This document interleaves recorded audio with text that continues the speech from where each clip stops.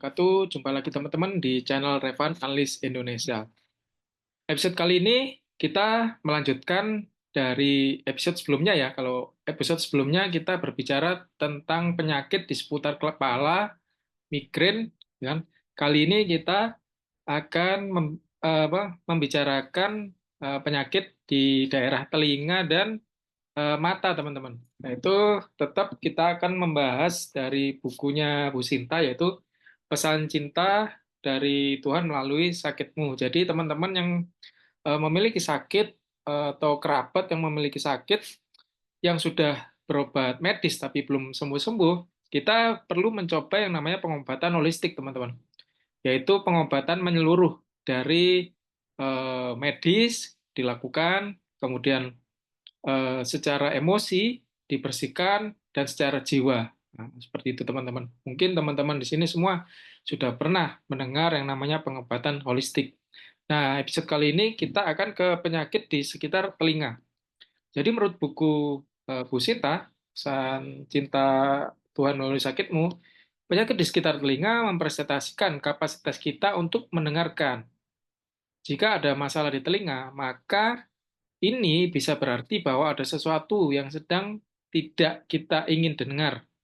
Dan sakit di telinga mengindikasikan bahwa apa yang kita dengar atau sesuatu hal yang membuat kita marah. Gitu, seperti itu teman-teman.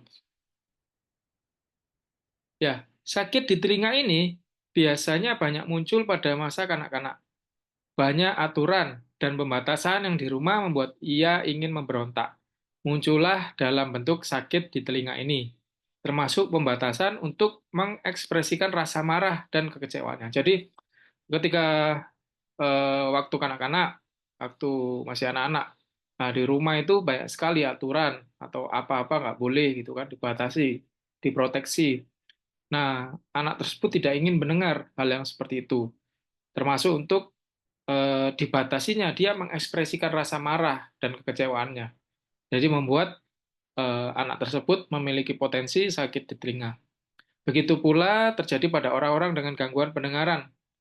Hal ini biasanya terjadi karena orang-orang ini menolak untuk mendengarkan seseorang. Biasanya menolak pasangan, gitu kan. Di mana pasangan ini tidak henti-hentinya bicara dan bicara terus yang justru tidak ingin ia dengarkan. Nah, itu teman-teman, bagi teman-teman yang memiliki sakit telinga atau kerabat, bisa dibereskan dulu emosi ini ya, emosi masalah ini. Jadi, ketika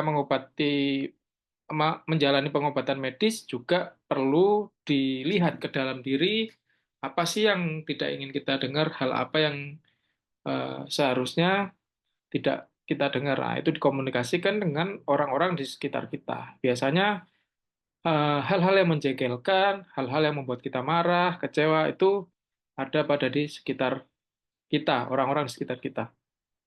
Lanjut ya, teman-teman. Saya semakin seru ini. Nah, pasti teman-teman sudah tidak sabar. Aku punya sakit ini, apa ya, gitu kan. Nah, sekarang ke mata.